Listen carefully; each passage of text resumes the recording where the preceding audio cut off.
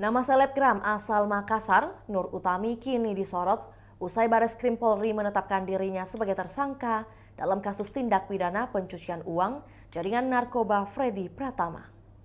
Freddy Pratama diketahui saat ini sedang diburu polisi karena menjadi bandar besar narkoba untuk Indonesia dan lintas negara. Setelah selebgram asal Aceh, kini selebgram asal Kota Makassar terlibat dalam tindak pidana pencucian uang tersebut. Ia ditangkap usai pulang umroh. Wadir TV Narkoba, Bareskrim Polri Kombes Jayadi, penangkapan terhadap Nur dilakukan pada Sabtu 16 September 2023 lalu. Suami Nur Utami diduga sebagai pengendali peredaran narkoba wilayah Sulawesi Selatan.